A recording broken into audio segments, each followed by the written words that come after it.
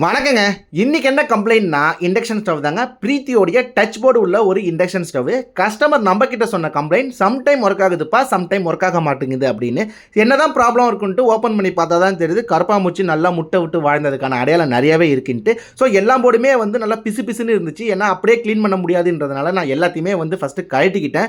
நீங்கள் இதை வீட்டிலே பண்ணுற மாதிரி இருந்தீங்கன்னா கண்டிப்பாக ஒரு வீடியோ எடுத்து வச்சுக்கிங்க. ஏன்னா எந்தெந்த பின் எங்கெங்கே இருந்து கழட்டுறோம் அப்படின்றதுக்காக தெரியறதுக்காக தான். திரும்பி அசம்பிள் பண்ணும்போது மாற்றி போட்டுறக்கூடாது. ஏன்னா ஏதாவது ஒரு பின்னு உடஞ்சாலுமே கஷ்டமாக போயிடும் அப்படின்றதுனால ஸோ நான் எல்லாத்தையுமே கழட்டிட்டு வாஷ் பண்ணிடலாம் அப்படின்ட்டு தட்டினா உள்ளேருந்து கரப்பாம்பூச்சி நிறையவே வந்துச்சுங்க. நான் இந்த பாத்திரம் வளர்க்குற லிக்யூடை போட்டு நல்லா இந்த துணி தைக்கிற ப்ரெஷ்ஷை வச்சு நல்லா வாஷ் பண்ணி நல்லா காய வச்சு தான் நான் அதை ரீஅசம்பிளே பண்ணேன். அது மட்டும் இல்லாமல் இந்த போர்டெல்லாம் இந்த மண்ணெண்ணெய் ஊற்றி நல்லா இந்த டூத் ப்ரெஷ்ஷை வச்சு நல்லா க்ளீன் பண்ணி எடுத்துட்டேன்.